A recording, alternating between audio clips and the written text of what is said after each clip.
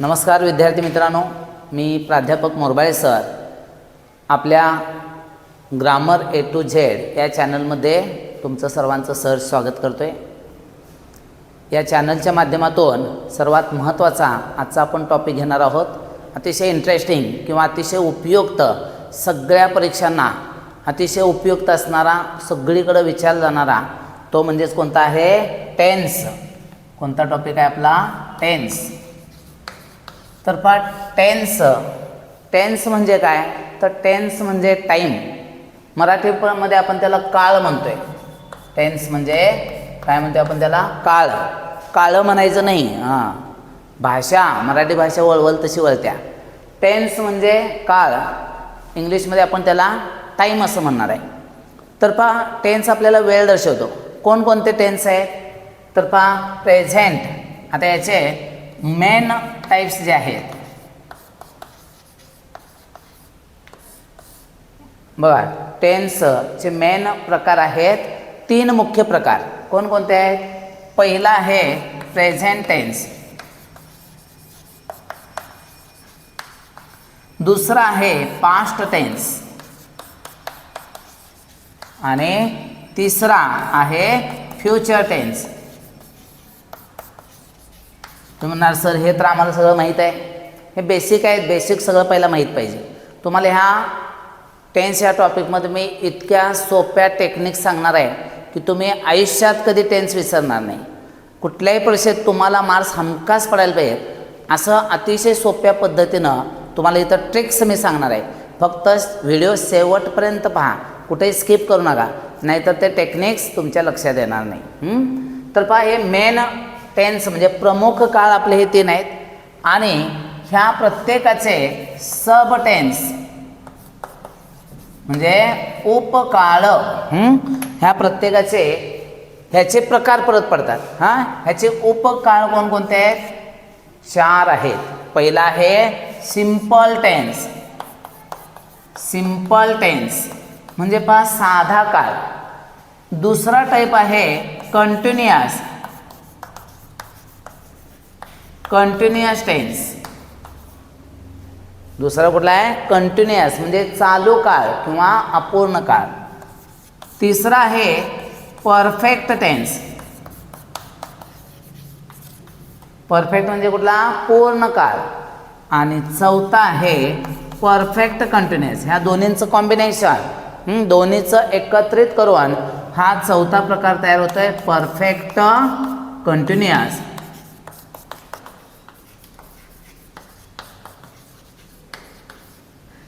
तर असे इंग्रजीमध्ये एकूण 12 काळ आहेत, मुख्य 3 आणि ह्या प्रत्येकाचे 4 उपप्रकार. मग आता आपल्याला शिकायला सोपं, शिकण्यास, लक्षात ठेवण्यास सोपी मेथड कोणती हे आपण पाहायचं आहे. जनरली काय केलं जातं आहे? तुम्ही शिकताना प्रेझेंट टेन्समधले हे 4, पास्ट टेन्समधले हे 4 आणि फ्युचर टेन्समधले हे 4 असं काळ शिकताय. पण ॲक्च्युली हे म्हणजेच आपल्याला लक्षात ठेवायचं असेल तर ही मेथड वापरायची नाही. आपण काय करायचं? सिम्पलमधले 3 काळ उलटं घ्यायचं. Simple present, simple past, simple future. कंटिन्युअसमधले हे 3 काळ. असं का करायचं आहे? बघा, जनरली तुम्ही मॅथ्स शिकत असताना एका टाईपची जर गणितं तुम्हाला दिली तर पटपट सोडवायला येते, बरोबर? आणि जर प्रत्येक प्रकार वेगळा बदलला, पहिलं गणित वेगळं, दुसरं गणित वेगळं, तिसरं वेगळं, तर आपल्याला समजायला अवघड जाते. त्यामुळं आपण काय करायचं आहे? ह्यातले सिम्पलचे हे 3 प्रकार पडतील. Simple present, simple past, simple future. नावं कशी लक्षात ठेवायची बघा. हे फक्त सिम्पल ह्याला लावायचं आहे. सिम्पल प्रेझेंट पहिला लावायचं. पुढच्यांना मात्र हे कंटिन्युअस, परफेक्ट कंटिन्युअस जे आहेत त्यांना हा शब्द म्हणजे प्रेझेंट, पास्ट आणि फ्युचर हे पहिला जोडायचं. म्हणजे कंटिन्युअस प्रेझेंट म्हणायचं नाही, present continuous, past continuous, future continuous. त्याच्यानंतर कुठला आहे? परफेक्ट. परफेक्टमध्ये पण काय होणार? Present perfect. असं का? परीक्षेला असं विचारलं जाते. परफेक्ट प्रेझेंट विचारत नाहीत, प्रेझेंट परफेक्ट म्हणायची पद्धत आहे. पास्ट परफेक्ट, फ्युचर परफेक्ट आणि शेवटच्यामध्ये परत 3 होतील. Present perfect continuous, past perfect continuous आणि फ्युचर परफेक्ट कंटिन्युअस. असे एकूण आपले 12 काळ. तुम्ही 12 काळांची नावं आपल्याला लिहिता आली पाहिजे. येते ना? एकदम सोपं आहे. बघा, सिम्पलचे येतील, simple present, simple past, simple future. ही फक्त काय करायचं, ह्यांना जोडायचं. Present continuous, past continuous, future continuous. असेल का? Present perfect, past perfect, future perfect. Present perfect continuous, past perfect continuous, future perfect continuous. अशी 12 काळांची 12 नावं आपल्याला माहिती पाहिजे. आता टेन्स म्हटलं की बघा, आपल्याला येणार आहेत स्ट्रक्चर. टेन्सच्या 12 काळ म्हटल्यानंतर 12 आपल्याला काय करायला लागणार आहेत, स्ट्रक्चर्स म्हणजे 12 रचना आपल्याला माहीत पाहिजेत. हीच तर मोठा प्रॉब्लेम आहे आपला. 12 कधी पाठ करायच्या, बरोबर? हा मोठा प्रॉब्लेम आहे. मग हेच तर मी टेक्निक तुम्हाला शिकवणार आहे, बरोबर? तुम्हाला जर म्हटलं की 12 रचना पाठ करा तर काय होईल, आपल्याला जड जाईल. पण समजा मी जर तुम्हाला म्हटलं 12 काही पाठ करायचं नाही, फक्त 4च रचना पाठ करायचं. किती? फक्त 4. आणि त्याच्यावरून लक्षात ठेवण्याची ट्रिक मी इथं तुम्हाला सांगणार आहे. ती जर व्यवस्थित लक्षात घेतला तर नक्की तुम्हाला टेन्स, कुठलाही टेन्स कधीही लगेच तुम्हाला बनवता येईल. बघा, मी आता या ठिकाणी स्ट्रक्चर जे असणार आहे त्या पण इथं आपण घेऊया. मग मी इथं एक कॉलम मी इथं काढतोय.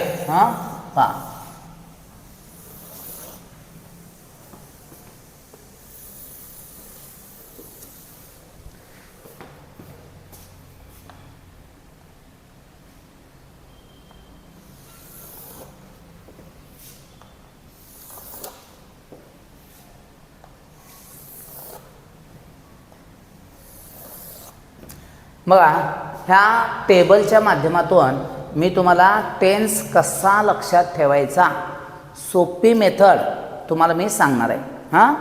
तर पहा, पहिल्यांदा इथं आपण काय करणार आहोत, टेन्स. आणि ह्या टेन्सच्या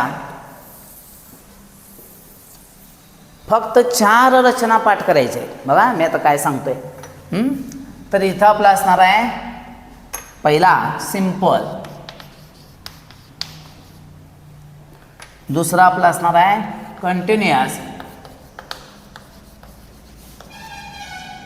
तिसरा असणार आहे आपला परफेक्ट, आणि चौथा असणार आहे परफेक्ट कंटिन्युअस.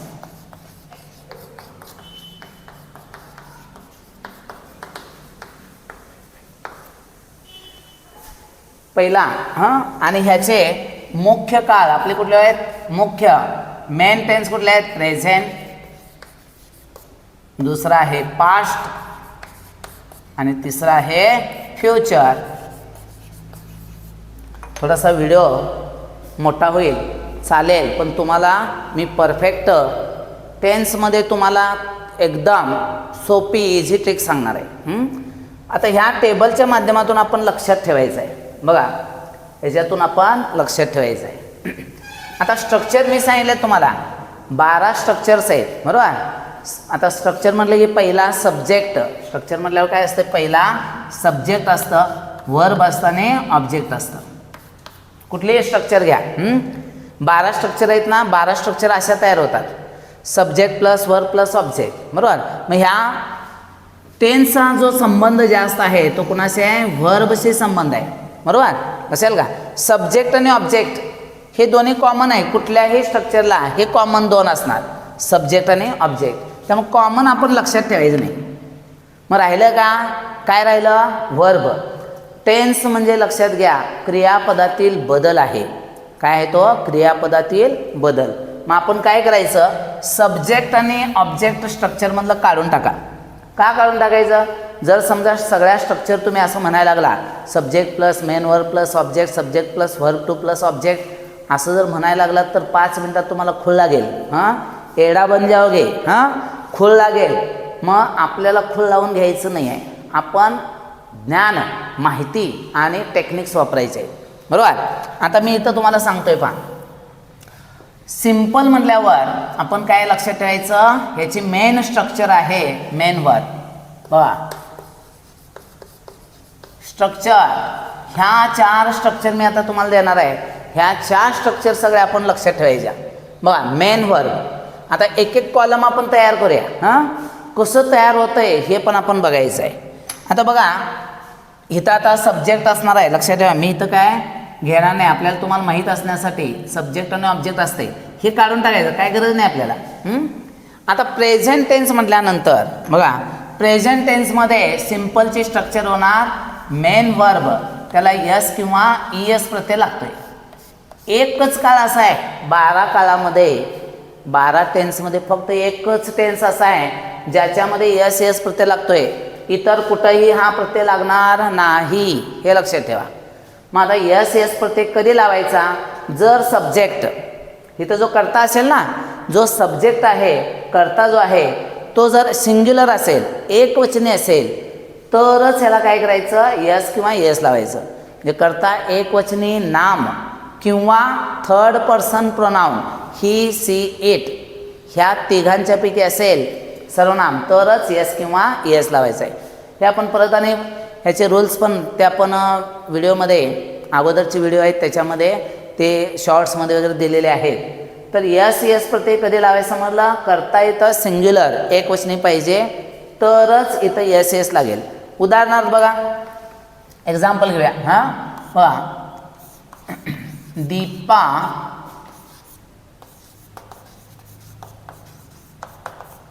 हे एक्झाम्पल आहे. Deepa drink milk. आता या ठिकाणी बघा व्हर्ब कुठला आहे? ड्रिंक आहे. आणि सब्जेक्ट कोण आहे? दीपा आहे. कर्ता कोण आहे? दीपा. दीपा एकवचनी आहे ना, मग एकवचनी असेल तर आपल्याला यस किंवा ईएस प्रत्यय लावायला लागतो. म्हणून इथं प्रत्यय कुठला लागणार? यस. मी आत्ता वाक्य बरोबर झालं. Deepa drinks milk. सब्जेक्टमध्ये काही चेंज होणार नाही, ऑब्जेक्टमध्ये काही चेंज होणार नाही. चेंज जो होणार आहे तो फक्त कुठं होणार आहे? वर्बमध्ये. यस प्रत्यय लागला. समजा इथं गर्ल्स घेतलं, सब्जेक्ट बदलला. सब्जेक्ट जर समजा प्लुरल अनेकवचनी घेतला तर इथं यस लागणार नाही, फक्त काय होणार? ड्रिंक मिल्क असं वाक्य होईल. म्हणजे गर्ल्स ड्रिंक मिल्क. लक्षात येते पहा. म्हणजे कर्त्याला जर यस लागला असेल क्रियापदाला यस यस लागणार नाही. कर्ता अनेकवचनी असेल तर इथं यस यस लागत नाही. कशाला? आता उदाहरणार्थ पहा ही सी इट घेतला तरी पण त्याला यस यस लागतंय. ही ड्रिंक्स मिल्क असं वाक्य होईल.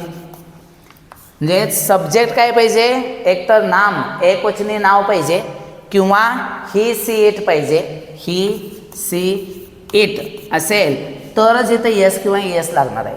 मग तुम्ही म्हणाल सर यस आणि यस सांगितला बरोबर आहे, हे समजलं तुम्हाला, पण यस कधी लावायचा ईएस कधी लावायचा हा पण तुमच्यासमोर प्रश्न असणार आहे. यस कधी लावायचा? ईएस. ईएसचा नियम आहे. काय रूल आहे की जर क्रियापदाच्या शेवटी व्हर्ब जे असेल त्या व्हर्बच्या शेवटी जर es, S H, C H, X आणि ओ ह्यातली जर अक्षरं शेवटी असतील तरच आपण ईएस प्रत्यय लावायचा. कुठले कुठले लक्षात आलं का? रूल आहे असा. ईएस प्रत्ययचा नियम आहे. ज्यावेळी तुम्हाला ईएस प्रत्यय कधी लावायचा? क्रियापदाच्या शेवटी yes, S H, C H, X आणि ओ ही 5 अक्षर आहेत. ही जर तुमच्या क्रियापदाच्या शेवटी असतील आणि कर्ता एकवचनी असेल तरच काय करायचं? यस ईएस प्रत्यय लावायचा. आता उदाहरणार्थ बघा समजा इथं आपण घेतलं, काय घेतलं बघा, सी क्रियापद समजा असं घेतलं वॉश क्लोथ्स हे वाक्य. मग आता बघा ही सी इट असेल तर यस यस लावायचं आहे. मग यस लावणार का ईएस? शेवटी एस एच आले म्हणून इथं आपल्याला ईएस प्रत्यय लावावा लागेल. हा सिम्पल प्रेझेंटमधला हा एक रूल आहे. म्हणजे सब्जेक्ट सिंग्युलर असेल तरच यस किंवा ईएस लावा. ईएस कधी लावायचं? शेवटी क्रियापदाच्या शेवटी yes, S H, C H, X, O आलं तर ईएस लावायचं आहे. हा एक रूल लक्षात ठेवा. आता आपल्याला काय करायचं आहे बघा, इथं पहिला टेन्सी स्ट्रक्चर बघा, ह्याच्यावरून लक्षात ठेवायचं आहे. ॲक्च्युली सिम्पल म्हणायला सिम्पल आहे पण तेच अवघड आहे. टेन्समध्ये सिम्पल आपण म्हणतो आहे पण तेच जरासं अवघड आहे. बाकीचे सगळे सोपे आहेत, लक्षात घ्या. का अवघड आहे? कारण ह्याला प्रत्येकाच्या रचना बदलत जाणार आहेत. बघा आता सिंपल प्रेझेंट झालं, main verb yes yes. Main verb कधी सब्जेक्ट अनेक वचने असेल, कर्ता अनेक वचने असेल तर मेन वर्ब वापरा. कर्ता जर एक वचने असेल तर यस यस लावा. त्यानंतर सिंपल पास्टचं काय आहे स्ट्रक्चर? Verb two. इथं सब्जेक्ट असेल, इकडं ऑब्जेक्ट असेल. सब्जेक्ट ऑब्जेक्ट तेवढं लक्षात काढून टाका, डोक्यातनं काढून टाका. म्हणजे काय होईल? तुमचा फोकस मेन पॉईंटकडे होईल. वर्ब टू क्रियापदाचं दुसरं रूप असेल तरच काय असणार? Simple past. ही स्ट्रक्चर पण तुम्हाला फक्त आणि फक्त सिंपल पास्टमध्ये दिसणार. वर्ब टू इतर कुठंही येणार नाही. इतर जे 10 टेन्स आहेत तिथं वर्ब टू कधीही वापर जात नाही. एकमेव काळ आहे जिथं वर्ब टू येणार. आता मगाशी आपण बघितलं की दीपा, मगाशी ड्रिंक घेतलेला, आता सिंपल पास्ट करायचं असेल तर सेकंड फॉर्म दुसरं रूप घ्यायला पाहिजे, ड्रँक मिल्क. म्हणजे दीपा ड्रँक मिल्क. आता इथं मात्र दुसरं रूप आहे ना, ते करता कुणीही येऊ दे, दीपा येऊ दे किंवा गर्ल्स येऊ दे किंवा बॉईज येऊ दे, एक क्वेश्चन येऊ दे अनेक क्वेश्चन येऊ दे, काहीही येऊ दे, करता कुणीही असो, असेल का? इथं क्रियापदात नो चेंज. इथं कसं होतं? एक वचने असेल तर यस यस यस लावायचं आहे, अनेक वचने असेल तर लावायचं नाही. पण इथं तसं नाही. इथं करता कुणीही असो, एक वचने असो अनेक वचने असो, क्रियापदाचं दुसरं रूपच वापरायचं आहे. Point clear? तर स्ट्रक्चर्स मी समजावून सांगायला लागले. एक्झाम्पल आपण सगळे नंतर पाहणार आहोत, परीक्षेला कसं विचारलं जाते. आता सिंपल फ्युचर थर्ड, तिसरी स्ट्रक्चर आपण लक्षात ठेवायची आहे. फ्युचर म्हटल्यावर लक्षात ठेवा काय असणार आहे? विल किंवा शाल. काय असणार आहे? विल किंवा शाल. आता ह्या स्ट्रक्चर फ्युचरचं लक्षात ठेवा. ह्या पट्ट्याचं कसं लक्षात ठेवायचं? फ्युचर म्हटलं की विल शाल पाहिजे. ह्या विल शाल शिवाय फ्युचर होत नाही. हे सगळ्यात मोठं महत्त्वाची गोष्ट. फ्युचर हा शब्द दिसला की विल शाल पाहिजे. आणि मग त्याच्यामध्ये इथली जी सिंपल मेन स्ट्रक्चर आहे ना ती इथं जोडायची. म्हणजे काय आहे? Main verb. म्हणजे विल शाल प्लस मेन वर्ब अशी याची स्ट्रक्चर होईल. आता ह्याचं पण लक्षात ठेवा, विल कधी वापरायचं आणि शाल कधी वापरायचं. तुमच्या समोर हा एक प्रश्न असणार आहे की विल कधी वापरू सर किंवा शाल कधी वापरू. तर जनरली सिंपल आपल्या फ्युचरमध्ये फ्युचर टेन्समध्ये आपण ज्यावेळी वापरत असो तर त्याचा एक रोल आहे. तर फक्त ह्याचं लक्षात द्यायचं. शाल शाल कधी वापरायचं? आय किंवा वी. हे जे सर्वनाम आहेत आय आणि वी हे फर्स्ट पर्सन प्रोनाउन आहेत. आय आणि वीच्या समोरच फक्त शाल वापरायचं. आय शाल, वी शाल. बाकीच्या सगळ्या समोर विल वापरायचं जनरली. पण आज मॉडर्न इंग्लिशमध्ये सगळीकडेच काय करतात? विल वापरतात. आय पण विल म्हणतात, वी पण will. We will, I will. पण त्याच्यातला एक फरक असा आहे, हे मॉडेलसुद्धा आहेत, हे विल शाल हे मॉडेलसुद्धा आहेत, बरोबर. त्यामुळं आज थोडासा काय आहे म्हणजेच विल आणि शालमध्ये मुलांच्यामध्ये संभ्रम होतो. पण जनरली रोल असा आहे, आयच्या समोर शाल, वीच्या समोर शाल येते. आता त्याचं एक तुम्हाला महत्त्व सांगतो. बघा ज्यावेळी एखादा व्यक्ती म्हणेल आय शाल, समजा एखादा कोणतरी मुलगा आहे समजा म्हणाला आय शाल मॅरी यू, असं जर म्हटला, मॅरी म्हटल्यावर खुश झाला नाही, आय शाल मॅरी यू असं जर म्हटला तर मी तुझ्याशी लग्न करेन, पण नो गॅरंटी. गॅरंटी काय नाही.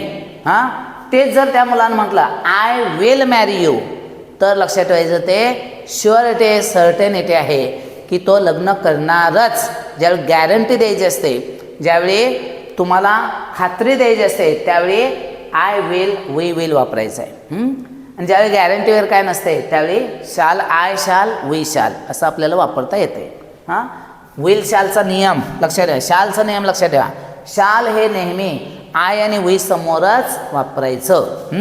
बरं ठीक आहे. आता आपण सिंपल फ्युचरची स्ट्रक्चर पाहिली. आय आणि वी समोर शाल म्हणजे विल शाल प्लस मेन वर्ब. म्हणजे स्ट्रक्चर्स करायचे कसे तयार झाले बा, तुम्हाला फक्त ही एक स्ट्रक्चर लक्षात ठेवायची आहे आणि इथलं खालचं त्याच्यावरून तयार करायला शिकायचं. बघा मेन वर्ब, इथं मेन वर्ब आलं आहे, इथं पण मेन वर्ब आलं आहे, बरोबर. हिथं मात्र बदलतंय, हे मात्र लक्षात ठेवायचं आहे. म्हणजे main verb S ES, simple present, simple पास्टला व्हर्ब टू, सिम्पल फ्युचरला will shall plus main verb. अशा प्रकारच्या सिम्पलच्या स्ट्रक्चर झाल्या. तसंच सिम्पलच जरा समजायला आवड आहे, बाकीचे सगळे सोपे आहेत बघा. हां, आता नेक्स्ट आपला टाईप येणार आहे, कुठला आहे? Continuous tense. आता या कंटिन्युअस टेन्सचं मेन स्ट्रक्चर काय? तर to be plus verb ING. हां, ह्याच्यात हे लक्षात ठेवा, कंटिन्युअस म्हणजे चालू, चालू काळ. एखादी क्रिया चालू, आता मी इथं शिकवण्याचं काम करालो आहे, शिकवायचं काम चालू आहे, तुमचं शिकायचं व्हिडिओ पाहायचं काम चालू आहे. मग ते कशात येणार? ह्या टेन्समध्ये येणार, बरोबर. मी फक्त टेन्सच्या स्ट्रक्चर शिकवालो आहे, परीक्षेला कसं विचारलं जातं आहे आणि ते कसं लक्षात ठेवायचं हे टेक्निक्स मी तुम्हाला इथं सांगायला लागलो आहे. आता बघा, महत्त्वाचं आहे, आता इथं हा पॉईंट महत्त्वाचा आहे. हे आता सगळ्यामध्ये कॉमन राहणार, वर्ब ING. हे लक्षात ठेवा, कंटिन्युअसचं वैशिष्ट्य लक्षात ठेवा. कंटिन्युअस हा शब्द दिसला की क्रियापदाला ING पाहिजे. उदाहरणार्थ वॉच वॉचिंग, हां, गो गोईंग, हां, speak speaking, tell telling, ING लागणार. ज्यावेळी ING असते त्यावेळी कंटिन्युअस टेन्स. म्हणजे कंटिन्युअसचं हे लक्षात ठेवा वैशिष्ट्य. कंटिन्युअस म्हटलं की ING पाहिजेच. आता प्रेझेंट कंटिन्युअस टेन्स, आता ह्याच्यावरून आपण खालच्या 3 स्ट्रक्चर लक्षात ठेवायच्या. फक्त तुम्हाला इथं आता टू बीची रूपं माहीत पाहिजे. टू बीची रूपं कोणकोणते आहेत? तर प्रेझेंटमध्ये आहेत एम इज आर. कुठले आहेत? Am is are plus verb ING. Am असेल, इज असेल किंवा आर असेल, am is are plus verb ING. आता हे तुम्हाला एम इज आर वापरता आलं पाहिजे. एम हे आय समोर वापरतात. सिंग्युलर जर असेल, करता एकूण असेल तर इज, करता अनेक असेल तर आर. हां, बरोबर. तर am is are plus verb ING ही स्ट्रक्चर याची होणार आहे. स्ट्रक्चर्स पहिला सगळ्या समजावून घ्या. त्याच्यानंतर बघा, पास्ट कंटिन्युअस फक्त इथं बदलायचं. एम इज आर आहे ना, इथं आता फक्त हे बदलायचं, हे कॉमन राहणार आहे. वॉज पास्ट म्हटल्यावर पास्टमधली टू बीची रूपं वॉज किंवा were. Was were plus verb ING. Past continuous झालं. आता फ्युचर फक्त इथं बदलायचं आहे. टू बीची रूपं फक्त बदलत जायचं. बघा, फ्युचरमध्ये काय सांगितलं तुम्हाला? फ्युचर म्हटलं की कोणताही फ्युचर असो, विल शॅल, पहिला विल किंवा शॅल येणार. Will shall. मग आता will shall plus verb ING होईल का? नाही. ह्याला काय करायचं बघा, विल शॅलचं लक्षात ठेवा. वरची जी स्ट्रक्चर असते ना, ह्यातलं पहिलं अक्षर जे आहे हे टू सोडून द्यायचं. टू बी आहे ना, ह्यातलं बी इथं जोडायचं. म्हणजे विल बी किंवा shall be plus verb ING. इथं काय येणार आहे? बी जोडायला पाहिजे, विसरायचं नाही. हां, ह्यातलं लक्षात आहे, हे मेन स्ट्रक्चर आहे, ह्यातलं इथं जोडायला लागतंय. इथं ह्यांची रूपं घ्यायची आहेत, am is are was were. इथं मात्र विल बी शॅल बी करायचं. त्यानंतर नेक्स्ट आपला टेन्स आहे परफेक्ट. परफेक्ट म्हणजे पूर्ण काळ. पूर्ण काळ म्हणजे क्रिया पूर्ण झालेली असणार. हां, इथं सिम्पल, इथं कंटिन्युअस आणि इथं काय आहे? परफेक्ट. परफेक्टची स्ट्रक्चर बघा काय येणार? To have plus verb PP. Verb PP म्हणजे पास्ट पार्टिसिपल ऑफ वर्ब, म्हणजेच वर्ब 3. त्यालाच काय म्हणतात? वर्ब 3, क्रियापदाचं तिसरं रूप, त्यालाच वर्ब PP पण म्हटलं जातं. आता महत्त्वाचं आहे आपल्याला टू हॅव. जसं इथं टू बीची रूपं बदलली ना, इथं फक्त टू हॅवची रूपं बदलत जायचं. म्हणजे टेन्समध्ये फक्त तुम्हाला टू बीची रूपं आणि टू हॅवची रूपं एवढी माहीत असेल तर टेन्स तुम्हाला इझी जाणार आहे. हां, आता हॅवची रूपं बघा, प्रेझेंटमधली कुठले आहेत? हॅव आणि हॅज. प्रेझेंटमध्ये कोण आहेत? हॅव आणि हॅज आहेत. Have has plus verb PP. काय जोडायचं आहे आपल्याला? इथं वर्ब PP म्हणजे क्रियापदाचं तिसरं रूप, लक्षात ठेवा. म्हणजे म्हणायला सोपं जाते. वर्ब 3 म्हणा किंवा वर्ब PP म्हणा. Have has plus verb PP. आता एकवचनी असेल तर करता, इथं सब्जेक्ट जर एकवचनी असेल तर हॅज वापरायचं आहे आणि हॅव हे अनेक वचनासाठी वापरायचं आहे. पण अपवाद काय आहे, म्हणजेच आय आणि यू एकवचने असतील तरी त्यांच्यासमोर हॅवच वापरायचं. बरोबर. साधा सोपा नियम सांगणार आहे तुम्हाला. ज्याच्यामध्ये अक्षरं जास्त ते अनेक वचनेला आणि ज्याच्यामध्ये अक्षरं कमी ते एकवचनेला. उदाहरणार्थ बघा, ॲम हे काय आहे, अपवाद आहे आय समोर. इज आणि आरमध्ये बघा, इज दोन शब्द आहेत, 2 अक्षर आहेत, आय ई एस. इथं 3 आहेत, हे अनेक वचनेला, हे एकवचनेला. इथं बघा वॉज वेअरमध्ये जास्त ह्याच्यात आहेत अनेक वचनेला, हे एकवचनेला. हॅव हॅजमध्ये हॅवमध्ये अक्षर जास्त, हे अनेक वचने, हे एकवचने. असं सिम्पल एक टेक्निक लक्षात ठेवला तरी चालेल. आता सिम्पल पास्टमध्ये पास्ट परफेक्टमध्ये आपल्याला काय येणार आहे, हॅवचं भूतकाळ रूप एकटंच आहे. हे एकुलते एक आहे, ह्याला कोण भाऊ बहीण नाही आहेत. इथं जसं आहे 2 जण आहेत, बरोबर. इथं 3 जण आहेत, बरोबर. इथं मात्र हे एकटंच आहे. ह्याला कोण भाऊ बहीण नाहीत. त्यामुळे पास्ट परफेक्ट म्हटलं की फक्त हॅड वापरायचं आहे. हॅड प्लस वर्ब पीपी. वर्ब पीपी म्हणजे वर्ब 3 लक्षात ठेवा. पुढं फ्युचर. आता तुम्हाला सांगितलं की फ्युचरला काय सांगितलं आहे मी, फ्युचर म्हटलं की काय जोडायचं आहे, विल आणि शाल पहिला लिहायचं आणि ह्याला वरचा शब्द जोडायचा आहे मेन स्ट्रक्चरमधला. कुठला आहे, हे टू फक्त घ्यायचं नाही. हॅव म्हणजे विल हॅव किंवा शाल हॅव प्लस वर्ब पीपी अशी आपली स्ट्रक्चर तयार होईल. विल शाल, विल हॅव, शाल हॅव प्लस वर्ब पीपी. म्हणजे कशा स्ट्रक्चर्स बनतात हे लक्षात घ्या. आणि आता नेक्स्ट शेवटचा कॉलम आणि शेवटचा टाईप आहे परफेक्ट कंटिन्युअस.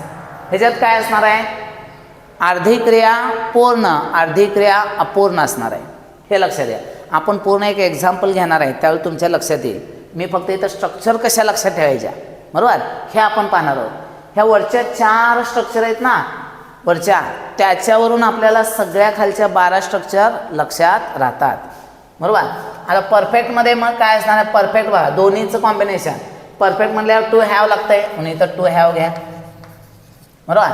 आणि काय लागतंय परफेक्टमध्ये वर्ब पीपी लागतंय म्हणून बीचं तिसरं रूप घ्यायचं. इथं बीचं काय होणार आहे, बिन.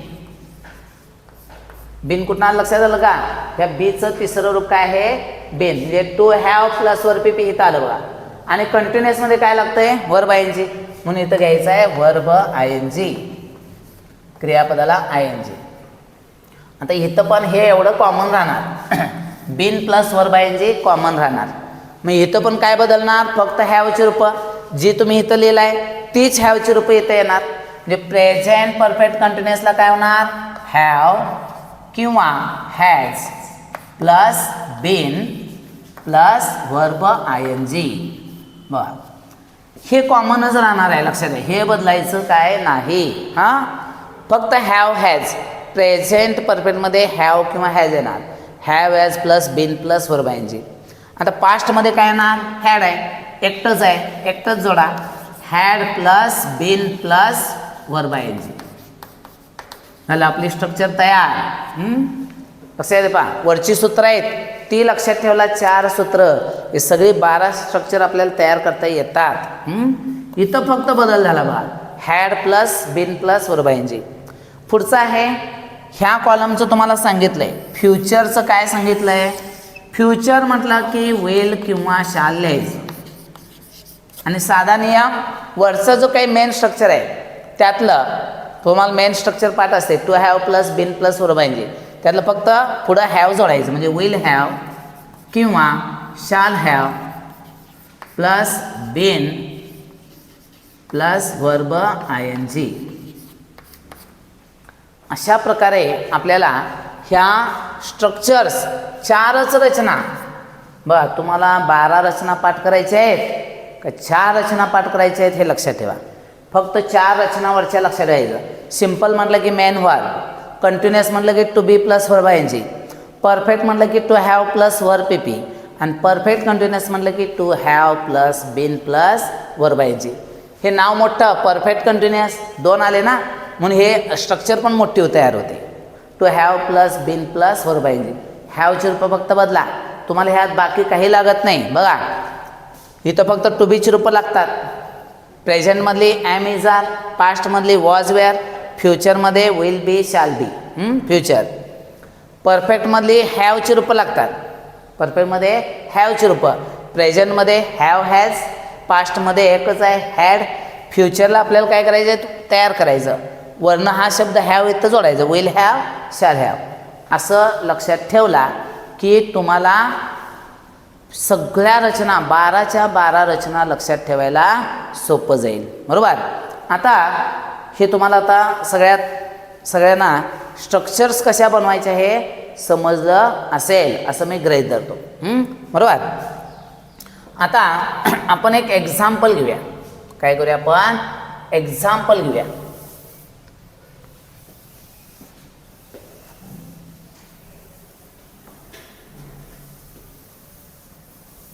एक फक्त मी एक्झाम्पल तुम्हाला दाखवतोय, म्हणजे तुम्ही जे स्ट्रक्चर्स जे आहेत त्याच्यावरून तुम्हाला एक्झाम्पल आपण बघूया. सोपं एक्झाम्पल घ्यायचं आहे.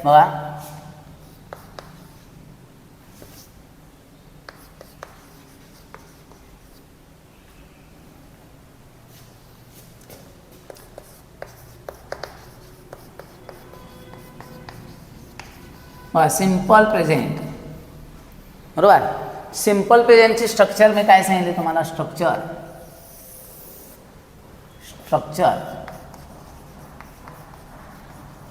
काय सांगितल्या? स्ट्रक्चर आणि एक्झाम्पल आपण घेऊया.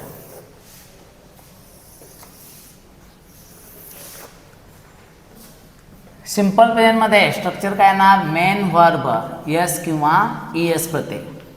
हे आता तुम्हाला स्ट्रक्चर सांगितली. बरोबर. मग आता एक्झाम्पल आपण घेऊ. एक एक्झाम्पल. बरोबर. उदाहरणार्थ पहा, दीपा सिंग अ सॉन्ग. हे वाक्य आहे, दीपा सिंग अ सॉन्ग. आता बघा, सब्जेक्ट कोण आहे? दीपा.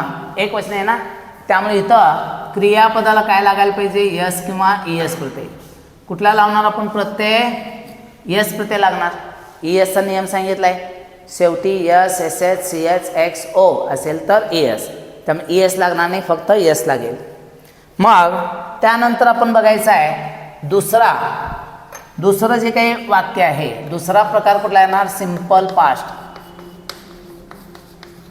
बघा, सिंपल पास्टची स्ट्रक्चर मी काय सांगितली? वर्ब टू, क्रियापदाचं दुसरं रूप. इथं सब्जेक्ट असणार, इकडं ऑब्जेक्ट असणार. बरोबर. सब्जेक्ट ऑब्जेक्ट लक्षात ठेवू नका, नाही तर गोंधळ होईल. हां, फक्त क्रियापदात बदल काय असतोय टेन्समध्ये तेवढं लक्षात ठेवा. Verb two. मग आता इथं वाक्य कसं येईल बघा? दीपा सिंगचं दुसरं रूप घ्या, सॅंग अ सॉन्ग. लक्षात येते बा, क्रियापदात बदल. हां, फक्त क्रियापदात बदल होत जाणार आहे.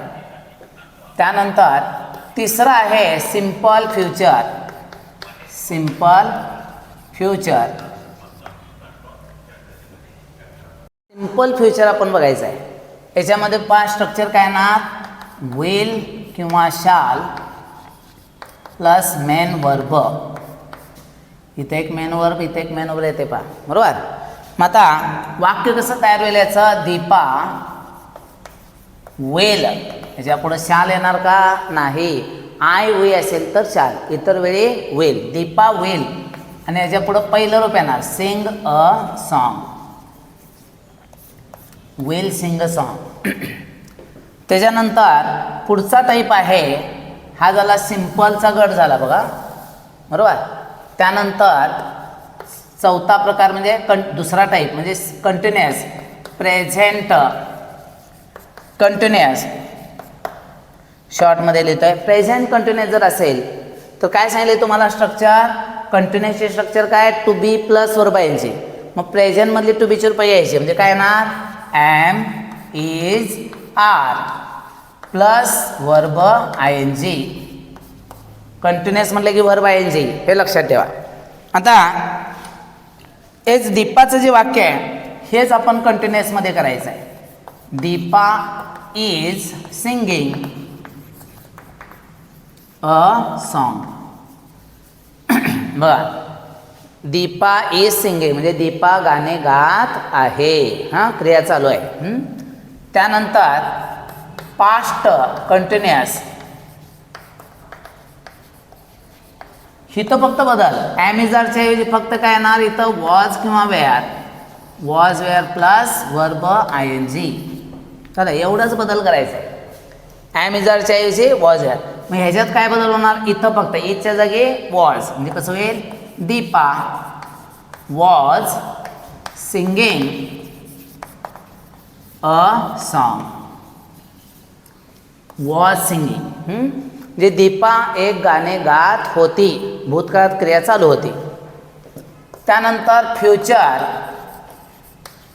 कंटिन्युअस, काय स्ट्रक्चर आहे फ्युचरमध्ये, काय सांगितलं आहे, विल किंवा शाल आणि टू बीचं बी जोडायचं म्हणजे विल बी. स्ट्रक्चर काय होणार, विल बी किंवा शाल बी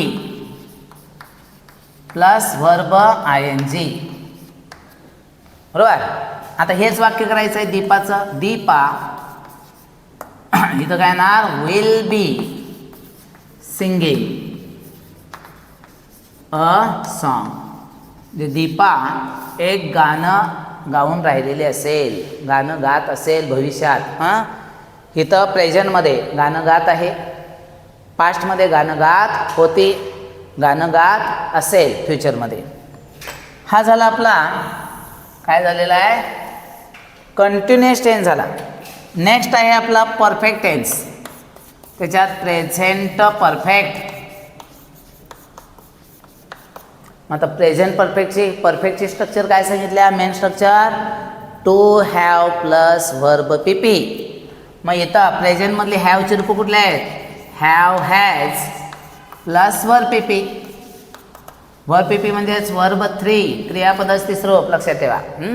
आपण त्याला वर्ब PP आम्ही म्हणतोय, तुम्ही काय म्हणताय बघा, वर्ब 3 म्हणत असाल ते लक्षात ठेवा. वाक्य कसं येईल बघा, दीपा हॅव येणार का हॅज, दीपा एकच नाही त्यामुळे काय येणार हॅज, दीपा हॅज. सिंगचा तर तिसरा रूप, वर्ब 3 जे असतंय हे पॅसिव्ह वॉइस आणि परफेक्ट टेन्समध्ये वापरतात, हे लक्षात ठेवा. त्यामुळे याच्यात तिसरं रूप सिंग, सॅंग, संग, तिसरं रूप कुठलं आहे, संग अ सॉन्ग. तुम्हाला आता ह्याच्यासाठी क्रियापदाची 3 रूपं माहीत पाहिजेत. जी इरेग्युलर वर्ब फॉर्म्स आहेत, 3 रूपं वेगळी होतात, त्याची काय करतो मी तुम्हाला डिस्क्रिप्शनमध्ये एक लिंक टाकतो, PDF डिस्क्रिप्शनमध्ये टाकतो, ती तुम्ही पहा. त्याच्यानंतर पास्ट परफेक्ट. पास्ट परफेक्टमध्ये बघा इथं हॅव हॅज आहे, ह्याचं भूतकाळ रूप कुठलं येणार, had, had plus verb PP. फक्त आता इथं बदला, दीपा हॅड संग अ सॉन्ग. त्याच्यानंतर आपण घ्यायचं आहे फ्युचर, फ्युचर परफेक्ट. बघा फ्युचरचं काय सांगितलं इथं बघितलं, सांगितलं मग जसं याला बी जोडला तसं इथं हॅव जोडायचं, विल हॅव किंवा शाल हॅव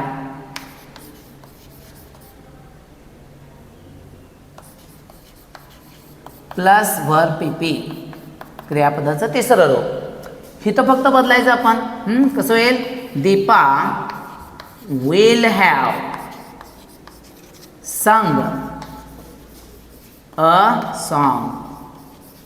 अशा प्रकारे फ्युचर परफेक्टमध्ये आपलं वाक्य होईल. आणि आता लास्ट गट आहे आपला बघा, शेवट कुठला आहे, परफेक्ट कंटिन्युअस. हा पण सगळ्यात महत्त्वाचा आहे. परफेक्ट आणि परफेक्ट कंटिन्युअस हे बोर्डाला वगैरे जास्त विचारतात. प्रेझेंट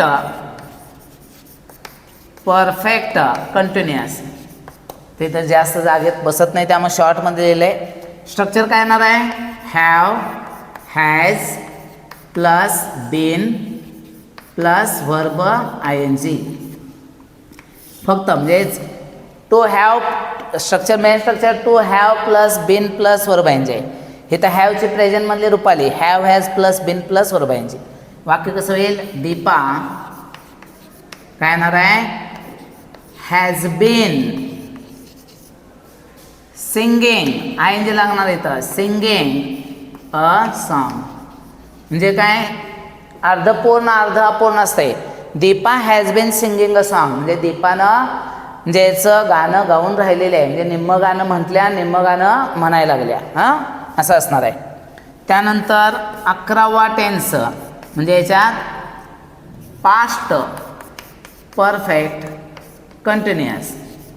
इथं हॅवचे रूप फक्त बदलायचं. पास्टमध्ये काय येणार, had plus been plus verb ING. मग आता इथं फक्त बदलायचं आहे. हे आहे तसं कॉमन राहणार. दीपा, हॅडच्या ऐवजी काय येणार, हॅड बीन सिंगिंग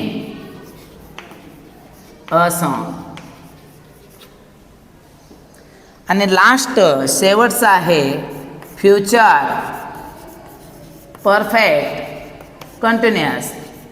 काय होईल बघा, इथं काय येणार आहे, फ्युचर म्हटल्यावर विल हॅव किंवा शाल हॅव